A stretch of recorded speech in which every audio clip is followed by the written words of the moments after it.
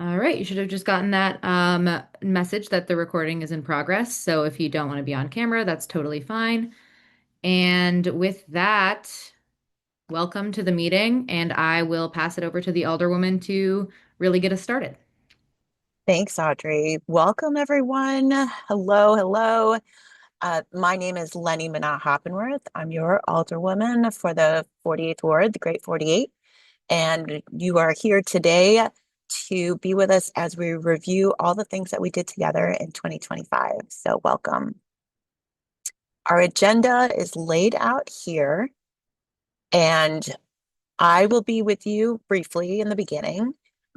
Mostly, you'll hear from our great staff, including our directors of neighborhood services and our director of development, our chief of staff, and our managers for neighborhood services and comms. And we're going to leave a lot of time for questions and answers at the end. We have a couple community agreements and want to remind you of our values.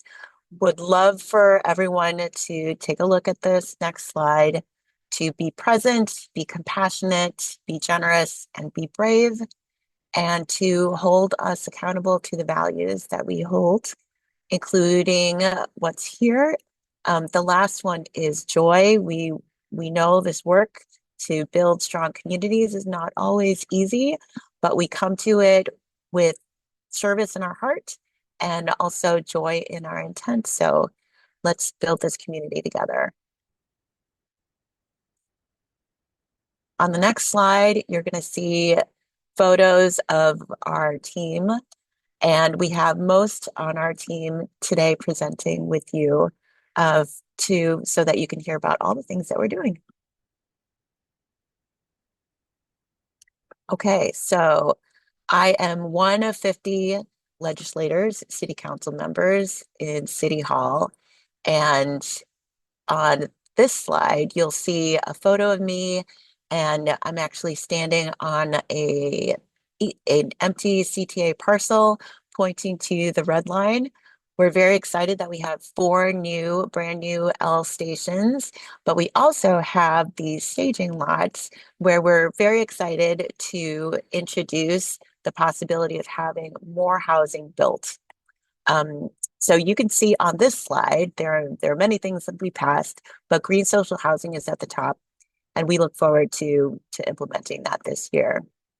The number one thing across the nation right now in the 48th ward in the city of Chicago is affordability, housing affordability. So we're very much looking forward to doing all the things that we can do at the local levels so that we can build more housing and have more neighbors.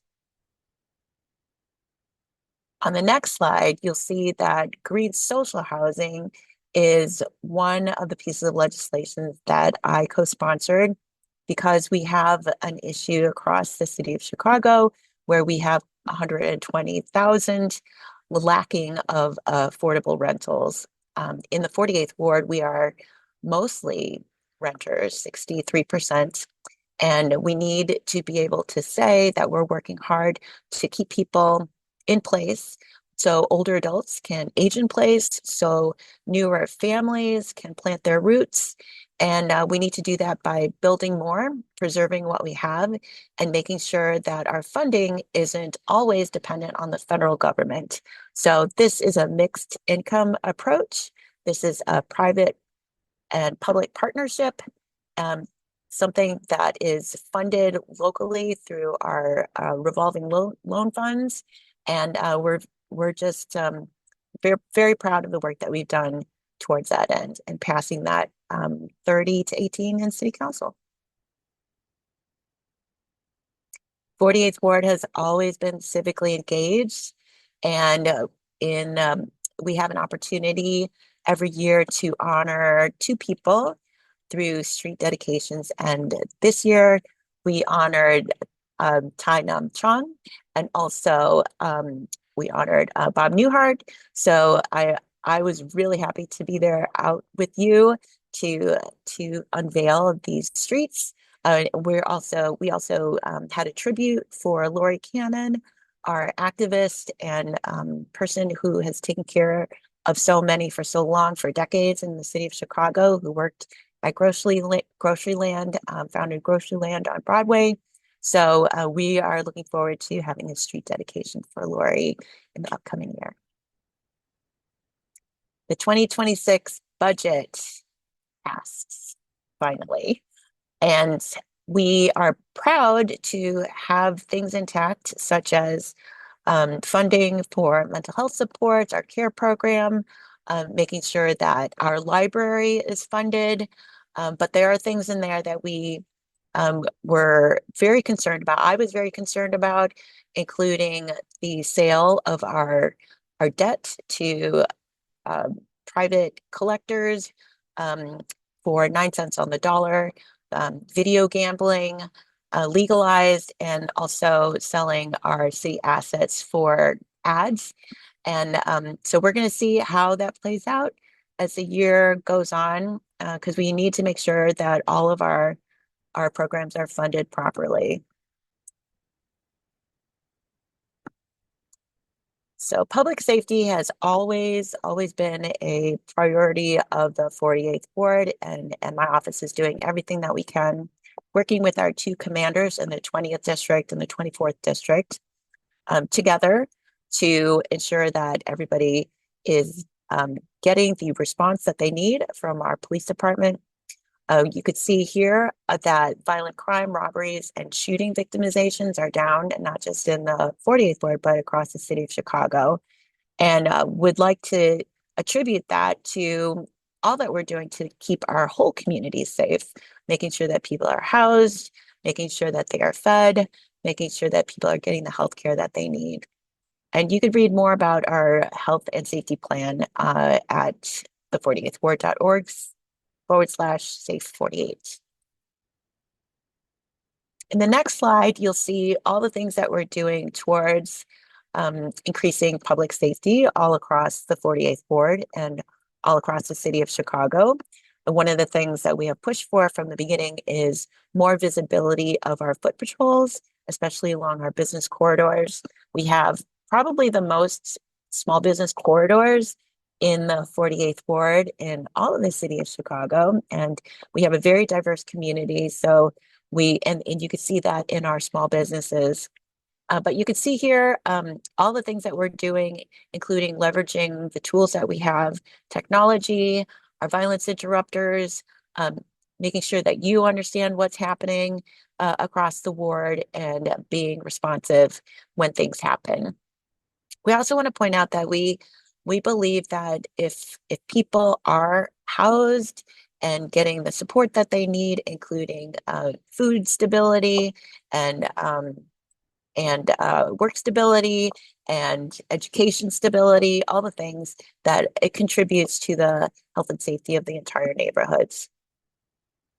And that really leads us to really the bread and butter of what we do here is providing neighborhood services to you in the 48th Ward. And I'm excited to introduce our team, including our director, Angel Ruby Navarijo, and manager Connor Hart, to let you know what we're doing in the ward towards neighborhood services. Thank you, Alderwoman. Can you all hear me all right? Thank you. Angel Ruby Navarijo, he, him pronouns. I am the Director of Neighborhood Services, and my colleague Connor Hart is here today. He'll speak later. We're the team that's dedicated to assisting you. We help you navigate bureaucracy, make connections to partners in the community, and ensure that your city services, all your requests are fulfilled. So with that being said, let's go into some statistics. So last year, we closed over 15,000 311 service requests. That's a over 2,000 plus increase from 2022. And that includes a really high number of requests for graffiti removals. Thank you to the community for reporting that, sending us photos, sending us locations, following up with our office. It's a team effort.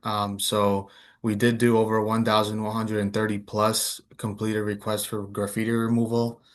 We're able to track our phone pickup rate during office hours using our Zoom phone platform. And The data has shown us that consistently we have maintained a 96% phone pickup rate for our main office line. This doesn't include personnel, personnel, their own individual timelines, but this is for our main office line. We did complete over 2,700 Airtable requests, which is the platform we use to track your requests that come in through the phone, through email, and through other methods of outreach. We don't have any service backlogs, which is great. And the average wait time for most service requests are 6 days. Our team, as an office, we strive to respond within three, but service requests with the city usually get, alleviated, or we're able to provide update to the constituent within 6 days. We've also become a field site for the University of Chicago Crown School of Social Work. We will now permanently have every year have a social work fellow from the University of Chicago. We now have a social work fellow in the office until June. Her name is Jean, and she started back in October, I believe, and she will be here through June, and then we'll cycle through another one. But this is important because it's how we're able to offer more human service requests and give those requests the type of attention that they need when folks who really need the help need a little more help navigating the process. We began offering notary services. Shout out to Connor for being able to offer that to our office. We've helped a couple constituents with a couple of notary documents. So if you're curious about that, call our office. We're happy to answer questions on what the guidelines around that is. And on top of that, we've continued to invest in our Airtable tool, which allows us to service you better. Next slide. For small businesses, we did issue 84 new business licenses, and nine of those include on the historic Bryn Mawr corridor, which we're really proud about. Filling those vacant storefronts was a priority for the Alderwoman, and we're getting that done. We've approved many permits for sidewalk cafes across the ward. We've also made grant funding available. This is done through partnerships in City Council and TIF. We've made over $2 million+ in Small Business Improvement Fund uh, money available for our businesses. And the Alderwoman and Genesis, our infrastructure aide, visited over 120+ businesses on the door-to-door business tour. Next slide. So support for our unhoused neighbors. Our priority to addressing the issue of encampments and folks who are sleeping outside experiencing homelessness is to prioritize housing. And since 2021, we've been able to do that through accelerated moving events and other housing opportunities to providers across the city. We've been able to house, like I said, 70+, which is a lot of people that have been going through the process to go into transitional housing or supportive housing or whatever type of housing they may need, or they're ready to move into market rate. We have a variety of programs through the continuum of care that helps make that possible. We've housed 31 people living in tents last year, and we transitioned 17 others into shelters, which is important, of course. And we've also secured funding for local organizations such as Care for Friends. The Alderwoman helped secure funding from Comcast to donate to Care for Friends to serve holiday meals this past December. And like I said, we work with a variety of partners, our Department of Family Support Services, Department of Public Health, and other regional partners. We've doubled up our efforts in trying to get more stocking, more housing stock in the neighborhood, but obviously that takes a little bit of time. Next slide. What you can do to help, please email us at info@the48thward.org to report tents, abandoned items, or other cleanup needs.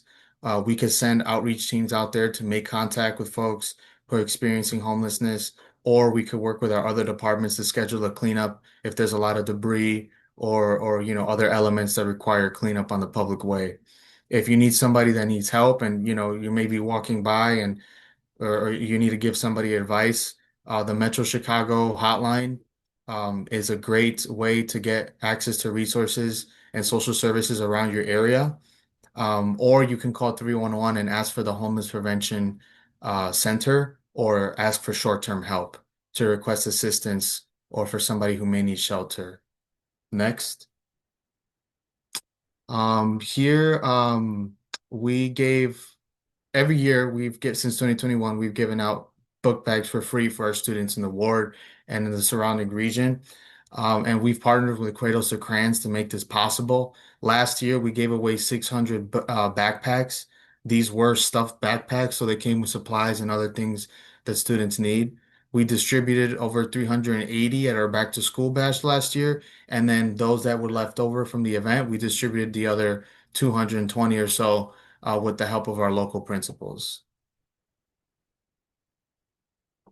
For we've done a lot of work around, neighbor solidarity and safety of our immigrant communities and now our US citizens. Unfortunately, we've all had to prepare for the worst, and we have been responsive to that. We've been distributing flyers, know your rights cards, whistles, window signs, and a variety of other health and safety items in our office to help our community prepare for that. We promoted trainings and resources, and we obviously have co-hosted and hosted our own Know Your Rights workshops. They've gone great, great turnout, and in some of these sessions, people who actually needed legal help were able to get legal assistance on the spot. So again, this is our commitment to bringing services to the ward and ensuring that our community is prepared to protect each other. And with that, I will pass it over to our neighborhood services manager, Connor Hart. Hello, thank you very much, Angel. That was great and a lot of information there. I'm Connor. I'm the neighborhood services manager here at the ward, and I just wanted to take a couple minutes and check in and share what the ward has been up to, because a lot's been happening and much of it has been happening in the community itself. So over the past year, our office has hosted, participated in, and attended a wide range of events across the ward, serving residents at every stage of life. And that includes large resource fairs like our Older Adults Resource Fair, which we're having on May 15th. Now it's at the Broadway Armory. Cultural celebrations like the Argyle Lunar New Year Parade, which is next month, and also community staples like the Midsummer Festival on Clark. That's later this year. We've also focused heavily on bringing city services directly into neighborhood spaces. So residents will see us tabling at places like Bazazian Library for mobile DMV services, hosting mobile city halls, and supporting practical events like emissions testing days, shred events, and vaccine and flu clinics. These are everyday services that people need, and we're working to make them just easier and more accessible. That's why we're bringing them directly to the ward. So kudos to Angel for getting that emissions test into the ward. We were one of the first wards to have that. We're going to do that again this year. You'll also see us in partnership with many community organizations and institutions, from the Steep Theater at their block party. We tabled there, to hosting a transit town hall at Truman College, to working with Lakeview Township on property tax appeal outreach workshops at Truman, Broadway Armory, and Wells Parks. We also teamed up with the Treasurer's Office to host an iCash event, and that was returning money to constituents. So there have been multiple events in which we were returning money or trying to save constituents money, because we know what's going on with tax and the anxiety with all of that. So the iCash event is with the treasurer. We're going to do another one of those next month, and then we'll do, as soon as we can, we'll do more tax appeals workshops and just information sessions. So we'll bring those back to the ward. Other than that, we also present at events we also are present at events that bring neighbors together. And that's like Halloween parades, Halloween crossing guards throughout the wards, and also throughout the city, like Christmas in the wards, where our staff and volunteers did everything from greeting families to wrapping gifts to shopping for families during the holiday season. But what's really important to our team is that we don't just attend these events, we're bringing the constituent services with us. So at every major event we host or participate in, our team is there doing an on-the-spot constituent service intakes. So if you see in a lot of the pictures, those are the volunteers that will do intakes on the spot. We bring the forms with us. We bring QR codes as well if you're tech savvy. That's a lot easier to read handwriting and just get all your contact information. But that means if you have a concern about parking, trees, sanitation, housing, city bills, or just don't know where to start, you can talk to us on the spot at these events. We'll open a case and then connect with the right department if it's not with us, and then we'll follow up. But instead of asking residents to always come to our office, that's why we're trying to meet them where they are. We're trying to meet you all at these events, and we're open to table at events such as festivals, libraries, schools, parks.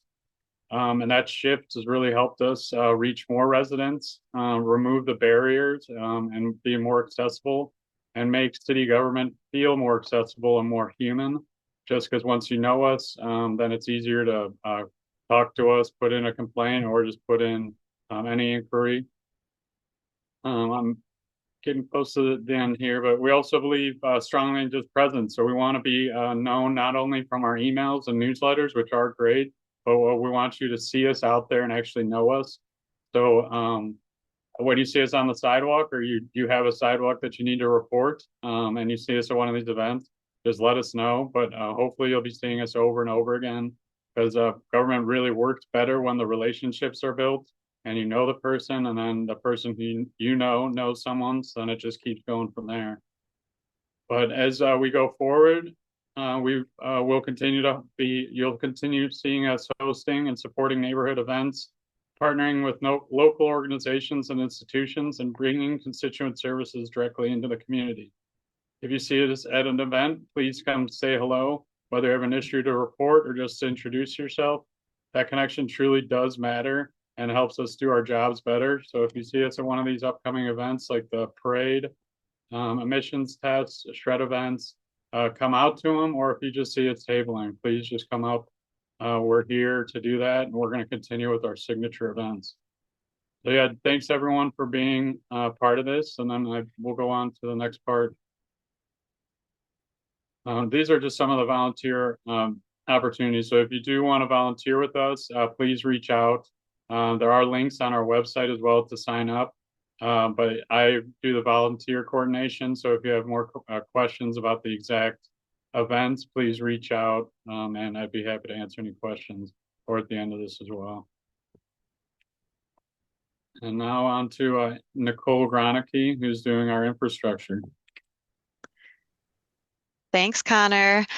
Hi, everybody. My name is Nicole. I'm the Chief of Staff, and I have the pleasure of speaking to you all about infrastructure this evening. Starting out with something exciting that the Alderwoman brought to the 48th Ward for the first time is our participatory budgeting process. If you don't already know, this is the process where you get to vote how we spend $1 million in infrastructure funding every single year. So last year in 2025, we had almost 1,000 people vote. We're really hoping to break 1,000 votes in 2026, and these were the project winners. So now our team has our marching orders, and we're going to be implementing these 2025 projects in 2026. So thank you all for participating in this, for voting, and look out for the 2026 ballot, which is coming out very, very soon. Next slide. This was the year of the Department of Water Management tearing up Ridge. Thank you to everybody for your patience with this project. This was a $9 million critical infrastructure investment in our ward. We replaced sewers that dated back to 1893. Those sewers were leaking, they were breaking, they were some of the worst in the city. We know this project was highly disruptive, having to shut down Ridge. We're all glad it's over, and we're all glad that this investment was brought to our community. In addition to the new sewers, we replaced 100 lead service lines with the support of our neighbors. That's 100 buildings now, mostly 3 flats, 2 and 3 flats in the 48th Ward that had their lead service line replaced. Each of those is a $40,000 value that the city provided to our neighbors as part of the capital improvement plan. So we're really, really excited about both of those projects. And then Department of Water Management is not done with us yet. They are coming back in 2026 for a big water main project on Sheridan Road. So they'll be working, that's what that map is there in the middle. They'll be working on Sheridan Road south of Bryn Mawr, and a little bit of Bryn Mawr as well over to Kenmore. We'll, before this construction begins, we'll have a community meeting about it to share more about the project. There will be opportunities for lead service line replacements. We're looking at spring, summer 2026 for the water main project. Next slide. In terms of parks, we had two really big exciting projects this year. You might remember that in 2024, we resurfaced all of the trails in Margate Park. They look fabulous. If you haven't seen them yet, check them out. And this year, 2025, we resurfaced the Margate Park playground. You can see the before and after photo there. The kids are loving it. It's really exciting. We also had neighbors bring to our attention that Puptown Park, just south of Margate Park Playground, um, did not have lighting in the evening, and folks wanted to bring, their pups there after dark in the winter when it gets dark so early. So we did a lighting project, and neighbors are able to stay and enjoy Puptown a little bit longer, which is really exciting. We're also bringing new divvy stations to the ward. So you might have already seen the new divvy station at Sheridan and Berwyn. That's on the new Berwyn Greenway. And we are also getting our first divvy station at the beach. So coming soon, Hollywood Beach 2026 divvy station. Look out for that in the newsletter. Next slide. We love our trees in the 48th Ward, and this year, 2025, we planted 131 new trees. That includes 78 in the Park District and 53 on our roads, our residential streets and our arterial streets. This is part of the city's goal of 75,000 new trees planted. And if you would like to request a tree for your parkway, you still can. Just submit it to our office or to 311. And if you have a new tree in your parkway, please, please, please water it. It needs 10 to 15 gallons a week. We did have to have 7. If the tree dies within the first year, they'll replace it for free. And we did have 7 of those. So let's try to have less than 7 this year by watering those trees. Next slide. We did a ton of construction this summer on our streets, our sidewalks, our alleys, and lighting projects as well. One thing I wanted to highlight from this slide is a big lighting project we had on Clark Street between Ridge going all the way south of Foster. This was a project that spanned 3 wards and was $500,000 investment in all new lighting. Y'all might have noticed some of those poles were getting a little dodgy, and so we were excited to be able to bring in this investment, replace all those poles. It was over 50 new lighting poles, and they're looking great. And the fun thing about them is they're attached now to a grid where if the light bulb goes out, there's a notification automatically sent, and it can get replaced right away. Next slide. I've got a few slides about our about pedestrian safety. So I wanted to start with this one, which is our approach to pedestrian safety. So our philosophy is that everyone is safer when we organize our streets. What we're working on is defining clear spaces for people, for cars, and for bikes. And our approach is part of the city's bigger goal of Vision Zero, which is no traffic fatalities in the city of Chicago. So we're working hard towards that. And I'm very, very happy to say that the last 3 years we have had 0 traffic fatalities in the 48th Ward. One of our other big priorities are getting our cyclists off the Sheridan Road sidewalks. And we're doing that by organizing our streets. I'll talk more about that. And also addressing dangerous vehicle behavior. The other thing I want to say about this slide is enforcement. So we are working on enforcement as well. Neighbors requested speed cameras, and we were able to implement 2 new speed cameras, one on Sheridan Road, one on Broadway. I think the Broadway one has gotten everybody in the ward. I know in our office it has. It's actually one of the most active speed cameras now in the city of Chicago. And we're going to be coupling that speed camera on Broadway with some other pedestrian safety and traffic calming measures coming soon in 2026. Next slide. On Devon Avenue from Clark to Magnolia, we've got we did a whole project resurfacing the street and added a lot of pedestrian safety improvements. So we've got curb extensions, ADA ramps, some new pavement markings, decorative crosswalks. It looks really, really nice. So if you haven't been on Devon lately, check it out. Check out all these improvements and support our small businesses along Devon. Next slide.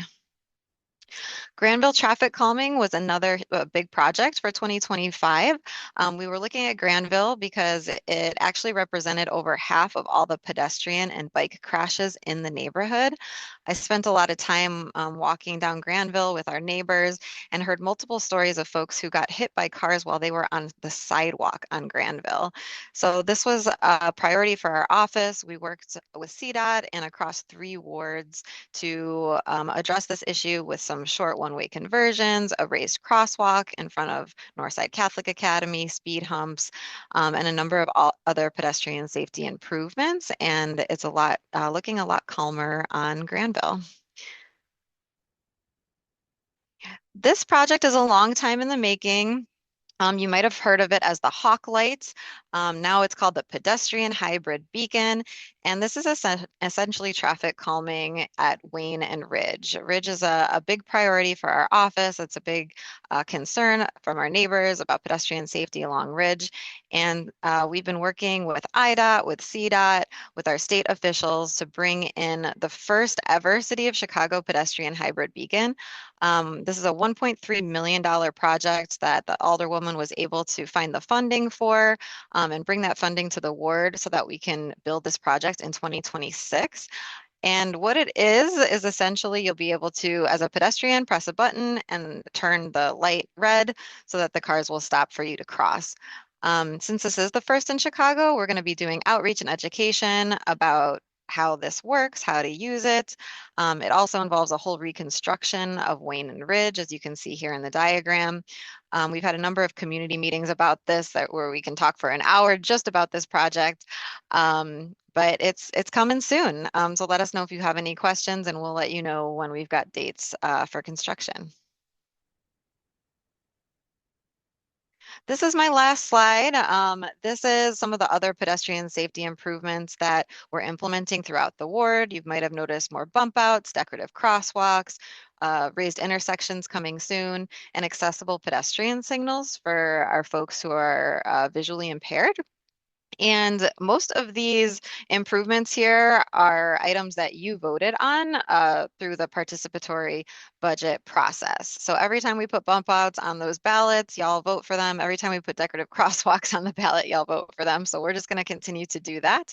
And one thing I want to highlight, one exciting project is the raised intersections at Sen. We have funding now. We have fully funded 2 raised intersections at Sen. You might have seen the ones over by Amundsen on Damon. It's going to be similar to that over at Ardmore and Glenwood and Thorndale coming in summer 2026. And that is my last slide. I'm going to hand it over to Agnes, our Director of Planning and Infrastructure. Hi, everyone. My name is Agnes Pan. I'm the Director of Planning and Infrastructure for the 48th Ward, and let's catch up on development in 2025. So we love our theater arts community. We really have a thriving community and have a lot of theaters actually in Edgewater. Steep Theater is building a new home on Berwyn. They broke ground at the end of last year, and the Alderwoman was able to secure $880,000 in community development funds to help move them forward. We also have another theater. This one's a brand new one on Broadway, close to Argyle. This is called Timeline Theater. You've probably seen it under construction if you've driven or walked down Broadway over the past year. They were about 75% complete in November, and they aim to be mostly complete by next month. So we're very excited for them. This is a big project, $46 million project total cost, $10 million in support from the city, and we're looking forward to seeing them open this year. Our Bickerdike project. I know that folks have been hearing about our 100% affordable 90-unit building that is slated to replace the former Ward Yard. This project was unfunded in 2024, and in 2025, the Alderwoman was able to successfully secure critical funding to move this project forward. So we really have seen a lot of movement, and there's an expectation to break ground this year. We're hoping late spring, early summer. Our Zoning Advisory Council, They were busy a little bit earlier in the year. They had 3 zoning change requests. Um, the first one, I don't remember the order to be honest with you, but I think I'll start with Devil Dogs, which is kind of a fun one. It's a local Chicago hot dogs. Um, company, a business, and they opened their restaurant on Clark Street in October 2025. So we did approve their zoning change request. There was a zoning change request on Devon to convert a ground floor retail space in a relatively new building to residential. We did, in fact, decide to deny this change because we thought it would be incompatible with a long-term corridor plan to really help keep the ground floor consistent on Devon. And this Elevate Devon Corridor Plan, if you're not familiar, you can look it up. It was developed by the Rogers Park Business Alliance, the Edgewater Chamber, and Loyola as a part of a long-term strategic plan to see a thriving corridor on Devon. Another approval we did was a sunroom addition at a single-family home on Victoria Street. This is another project that has actually officially opened for feedback this year. However, they started sort of gathering community input and feedback late last year and starting in the fall. Emmanuel Congregation Synagogue is located on Sheridan Road near Thorndale. They have been looking at ways to redevelop their site and have now gone into a partnership with Fern Hill Company to see envision what they could do here. They're now welcoming feedback. We're at the very beginning of this project, and this is our first planned development project in the 48th Ward. Just a quick thing on the Emmanuel Congregation Synagogue. We should expect to see a community meeting, which we will be planning for next month. Another important project that took up most of last year was our Broadway Land Use Framework project. This went through an extensive community engagement process with thousands of neighbors providing feedback and input on the long-term future of our Broadway corridor. The Chicago Plan Commission overwhelmingly approved this plan, and zoning ordinances were introduced and approved by City Council in the fall of 2025. We really are looking forward to seeing just a future that we can support, that's pedestrian friendly, that supports our local businesses and really gives an opportunity to build diverse housing stock near the CTA stations.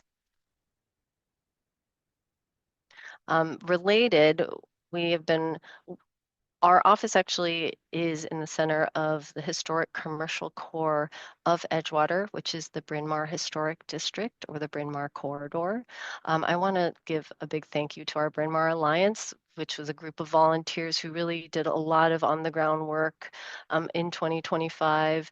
And I think they started towards the end of 2024. They surveyed businesses, they created a business service guide, they developed recommendations for corridor improvements, and they helped us do a lot of our outreach for our proposed Bryn Mawr Chicago Landmark District. And that we will see continue to move forward in 2026. We've also are continuing to prioritize public safety and pedestrian safety on this corridor, with plans along the way to do more traffic calming and make pedestrians more visible on the street. Since 2023, we have filled 15 total storefronts, and I think there's still more and people are showing interest, so we're very excited. And again, related to that previous slide, our CTA stations, they are finally open, especially Bryn Mawr. I think that really helped to move, kind of bring Bryn Mawr back, bounce back. These are fully ADA accessible stations. They opened in July last year. We've got escalators, elevators. I've been using the heating, the warming shelters, and they're very clean, so we're very excited to see them. And with that, I'm going to pass it on to our communications manager, Audrey Ciambelli. Hi, everybody. Thank you, Agnes. My name is Audrey. I use she, they pronouns, and I'm our communications manager here in the ward office. which means that that newsletter you get in your inbox every week, that was made by me. So you're welcome. So some updates about the website to start. As always, you can find us on the web at the48thward.org. Most of the changes we've been making to our website have been coming on our blog this year. In 2024, we made a lot of updates to our service page, development page, those kinds of things. And then this year, I was focusing on these sort of larger scale resource guides on our blog. So you'll see we have a Know Your Rights resource guide, a SNAP and food security resource guide. We have a resource guide on government transparency. And so just putting those pages together, kind of like one-stop shop style. The other thing we've been doing on our website is comprehensive form integration. So this is kind of boring, but it's important because basically what it means is that if you get a form from us, like we're asking you to register for a meeting or fill out a participatory budgeting ballot, for example, that's all hosted on our site. And so it has all of our site branding. It has our URL, the48thward.org, so that if we're asking you to fill out a form, put your info in, etc., you'll be able to tell it's from us so that you know it's safe. And then here's a list of stuff that you've really always been able to find on our site, but we're always working to improve. So if you have questions or concerns, reach out to me. My email address is there at the bottom. So for the newsletter, this year we got our subscriber count up to 7,700-ish. We're always trying to grow that because I'm assuming that a lot of you who are here today heard about this meeting through our newsletter. That's still where people are mostly getting information from our office. So, if you've got friends, family, neighbors in the ward who are not signed up, please encourage them to subscribe because we're sharing good stuff every single week. And a new initiative we're doing this year is we have volunteer newsies who go and distribute a lot of our newsletter content physically, like through flyers and things like that at businesses throughout the ward. So, what we've been focusing on in 2025 and are going to continue focusing on in 2026 is information access. So, making sure that anytime we're sharing information, it's not just on our newsletter, not just on socials, it's not just a flyer, but it's all of those things at once.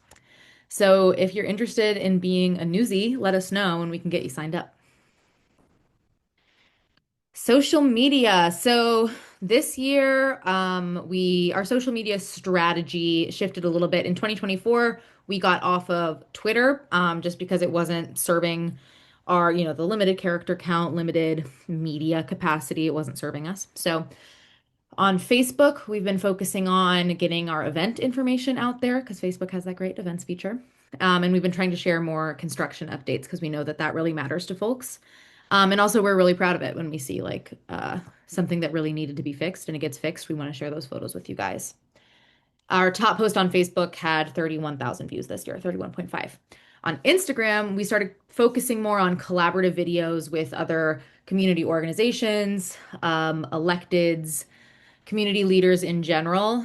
We're always trying to work more with other community leaders. And as we do that, we want to make sure that you guys know we're doing that. So that's what we were focusing on on Instagram in 2025. And we'll just kind of continue that work in the coming year.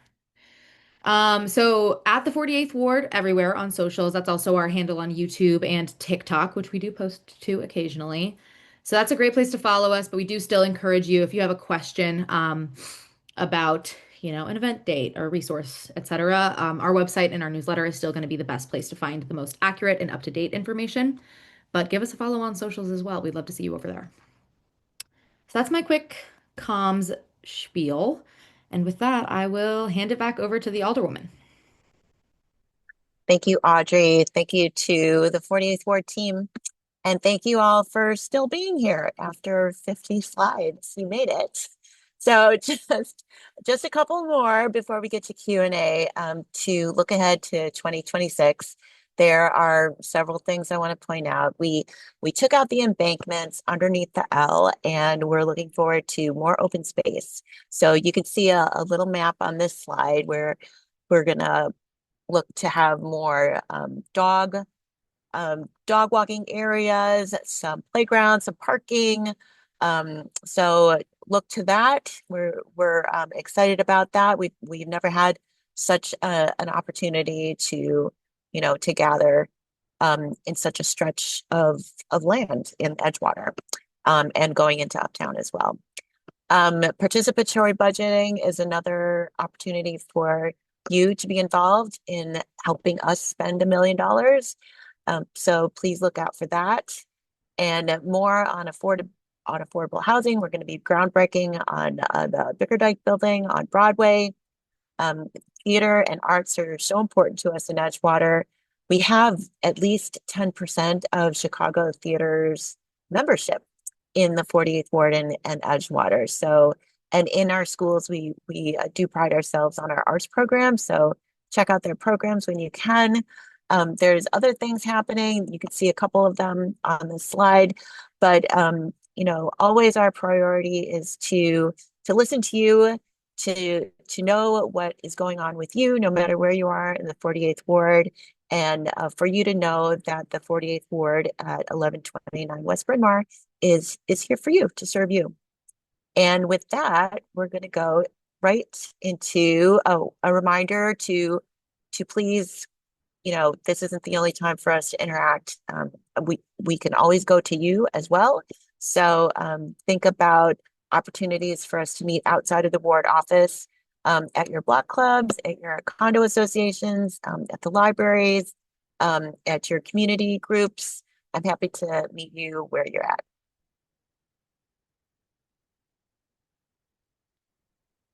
And I'm going to pass it to Audrey to just help us wrap up before we, just any reminders before we get into Q&A. Yeah, so I'm going to stop the recording now.